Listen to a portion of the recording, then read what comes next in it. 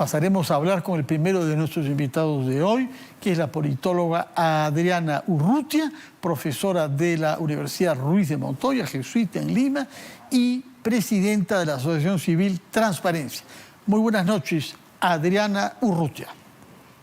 Muy buenas noches, Fernando. Espero que estés bien de salud y gracias por la oportunidad. Muchas gracias. Yo quisiera comenzar preguntándole algo casi personal, profesional, que es las reacciones de sus estudiantes, jóvenes de veintitantos años, que representan un sector importante de nuestro doctorado.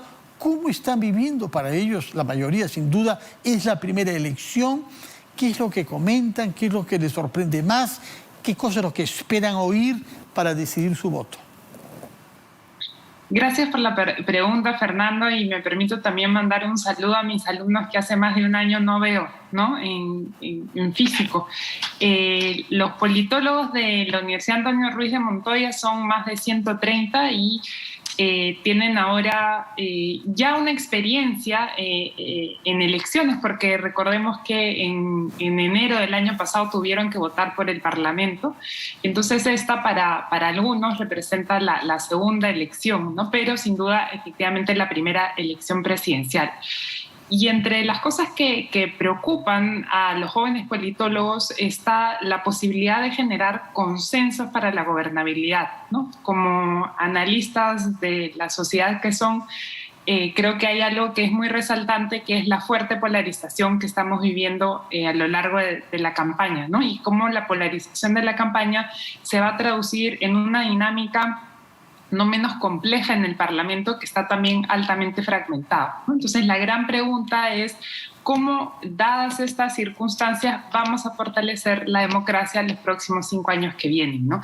Y ellos están muy dispuestos, como jóvenes, y que han sido denominados además jóvenes bicentenarios, ¿no? La generación bicentenario, a comprometerse y a vigilar las actividades de sus representantes como parte de su contribución al fortalecimiento de la representación y a la confianza en un régimen que es el que nos permite a todos ciertas libertades, ¿no? Como lo es la democracia. Ahora, ¿en qué consiste y cuál es la modalidad por la cual se pueden conseguir estos consensos por la gobernabilidad de los que usted habla y de los que han hablado también muchas otras instituciones? Leo en la prensa de hoy un comunicado de Psicólogos Contigo, por ejemplo, que establece una lista de puntos sobre lo que piden a los candidatos que tomen definiciones claras que inspiren confianza a los electores. La pregunta es, ¿cómo se pueden gestar estos consensos por la gobernabilidad en un proceso electoral cuya naturaleza misma lleva a la polarización, puesto que se trata de la disputa entre dos personas, una de las cuales será elegida y la otra derrotada, y que, como sabemos, expresan posiciones opuestas, antagónicas en el espectro político peruano? ¿Cómo en esas condiciones gestar consensos por la gobernabilidad? Yo creo, Fernando, que hay 3 principales mecanismos que no son evidentemente los únicos, ¿no? La primera es la toma de posición de ambos candidatos, en particular a la presidencia de la República, para, digamos, tomar posición en defensa de la democracia y de las garantías democráticas. El segundo mecanismo es, sin duda, que se pueda firmar algún tipo de documento que deje constancia de estos compromisos. Y el tercer, creo, compromiso o mecanismo es el que ya está planteando las autoridades electorales y en particular el Jurado Nacional de Elecciones a través de los 4 debates oficiales y en los cuales ambos partidos deberán acudir y sentar posición sobre cuál es el plan que van a seguir de llegar a ocupar el sillón presidencial, ¿no? De acuerdo. Eso presume, lo que usted dice, presume que los planes presentados ante el Jurado Nacional de Elecciones no son necesariamente los que se van a aplicar. Bueno, nosotros, la Asociación Civil Transparencia ha presentado el día de ayer un comunicado pidiendo a los partidos políticos actualizar las propuestas que habían sido presentadas en primera vuelta, ¿no? ¿Por qué la actualización? Porque ambos candidatos están planteando nuevas acciones que podrían tomar de llegar a la presidencia, y eso tiene que constar en algún documento guía que permita, ¿no es cierto?, determinar cuál es la agenda gubernamental. O sea, el pedido de tener un plan de gobierno actualizado es para nosotros como asociación civil la constancia que hay una agenda que va a ser cumplida de llegar a gobernar, ¿no? ¿Y eso por qué? Porque estamos en un momento de crisis frente a la pandemia, y es necesario que se garanticen ciertos derechos fundamentales, en particular a la salud, a la educación, pero no olvidemos a la libertad de prensa y expresión, eso de cara a los ciudadanos, pero también que se den esas condiciones para garantizar esos derechos. Y esas condiciones para garantizar esos derechos son las garantías democráticas, que pasan, en primer lugar, por respetar los mecanismos que existen para hacer cualquier modificación a la Constitución, la independencia de poderes, el no uso del Parlamento para la confrontación política, que es lo que hemos visto en el último tiempo, ¿no es cierto?, el respeto a los derechos humanos en el uso de la fuerza. Hemos pasado por un mes de noviembre que nos deja ahí tristes lecciones sobre eso, y finalmente el respeto a la justicia, en particular en el caso de lo que ambos candidatos han señalado, ¿no?, los planteamientos de indulto. Eso sin dejar de lado el respeto de algunas instituciones como el Tribunal Constitucional, a las cuales también se han referido los candidatos, y a las autoridades estatales, ¿no? Cualquier reforma que se plantee debe venir con una ruta a seguir para que la reforma siga atendiendo las demandas que existen desde la ciudadanía, que son lo que estas instituciones atienden, ¿no? Me refiero a, por ejemplo, la Autoridad del Transporte Urbano, la Defensoría del Pueblo, entre otras, que actualmente cumplen un rol que, si los candidatos estiman que merecen ser reformadas, deben, digamos, tener ahí un plan en esa renovación, ¿no? Y esté enmarcado, por supuesto, en la democracia. Lo que usted propone y lo que Transparencia propone es que estos puntos sean parte de una agenda base de un consenso por la gobernabilidad que firmarían ambos candidatos. Entre otras acciones, sin duda, ¿no? Y ahí hay varias iniciativas desde la sociedad civil que tú has mencionado, la del Colegio de Psicólogos, ¿no?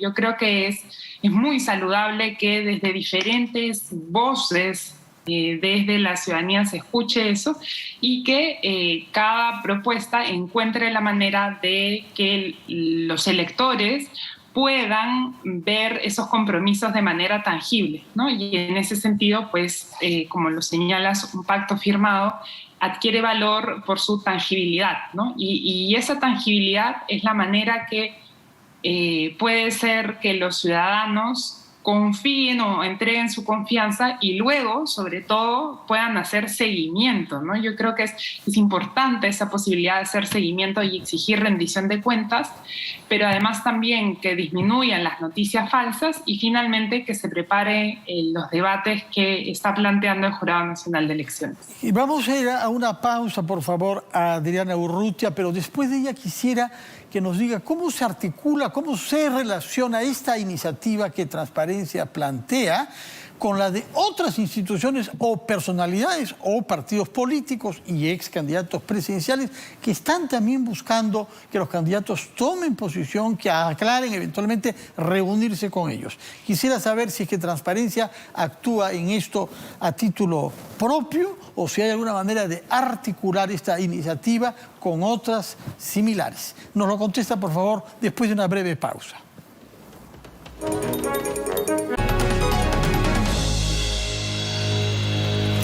Son las 7:16, estamos en las 5 de las 7 conversando con la politóloga Adriana Urrutia, presidenta de la Asociación Civil Transparencia, quien nos ha hablado de una iniciativa de la institución, de la Asociación Civil que ella preside, para conseguir de ambos candidatos que firmen una agenda, fundamento de un pacto por la gobernabilidad. Y había quedado planteada la pregunta, ¿cómo se relaciona esta iniciativa de transparencia con la de muchas otras instituciones y la de algunas personalidades que han buscado, como han dicho algunos de ellos, establecer puentes para evitar que se trate de una campaña de la que no pueda salir ningún impulso positivo para la gobernabilidad de nuestro país? Por ejemplo, hemos sabido hoy que se ha reunido Hernando de Soto con el candidato Castillo, me parece que en un restaurante en Tumbes, y según Hernando de Soto, para hacerle comprender las incertidumbres, si no reparos contra algunas de las propuestas formuladas por Pedro Castillo, atentatorias, según él, contra la democracia. Gracias, Fernando, por la pregunta. Y yo quisiera primero señalar que transparencia es un esfuerzo entre los múltiples esfuerzos que se vienen dando desde la sociedad civil, ¿no? En ese sentido, somos una constelación de iniciativas que lo que buscan es defender la democracia, ¿no? Y ahí hay diferentes actores y líderes. Y lo que queremos en las semanas que vienen es poder sumar a esos diferentes esfuerzos para precisamente que quede claro que la sociedad está preocupada frente a riesgos que las candidaturas, ¿no? La candidatura de un lado o de otro pueden plantear, ¿no? Y en ese sentido hay diferentes perfiles que componen esta constelación de instituciones, ¿no? Instituciones que tienen que ver con jóvenes, instituciones que tienen que ver con la iglesia, instituciones que tienen que ver con líderes de opinión, la prensa también, y en las próximas semanas, digamos, el aterrizaje de estos esfuerzos articulados va a hacerse visible, ¿no? Pero yo quisiera acá señalar, Fernando, que lo que es necesario que los oyentes sepan sobre esto es que lo que se busca es sumar esfuerzos para que las instituciones públicas puedan cumplir el rol de garantía de los derechos mínimos, ¿no? Y en ese sentido creo que es importante señalar que hay un conjunto de instituciones que vienen haciendo esfuerzos en el país para preservar derechos democráticos, ¿no? El Tribunal Constitucional es una de ellas, la Defensoría del Pueblo, pero también la Junta Nacional de Justicia y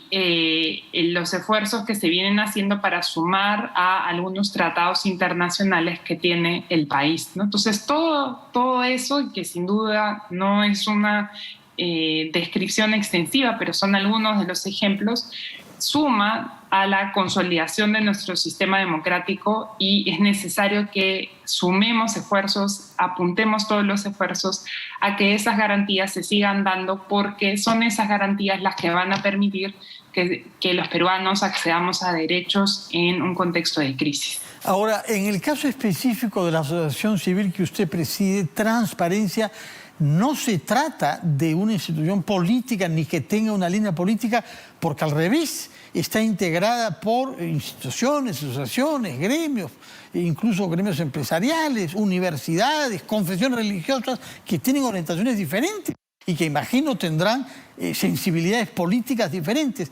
¿Cómo logran ese consenso? ¿En virtud de qué magia han podido hacer ese comunicado que en un momento tan polarizado del Perú represente instituciones que, repito, pueden tener orientaciones diferentes y no contrapuestas?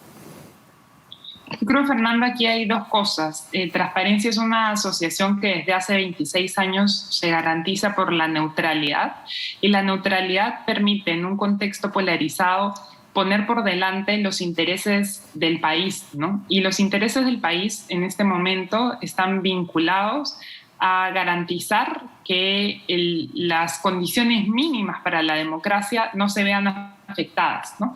Aquí no estamos hablando de máximos de la democracia, sino de mínimos. Y mínimos en los cuales creo que todos vamos a estar de acuerdo, ¿no? Incluso diferentes partidos políticos, Incluso esperaría que los partidos que están apostando por llegar al sillón presidencial, porque creo que es un momento en donde lo que todos queremos es salir adelante, ¿no? Y para salir adelante lo que necesitamos es estabilidad.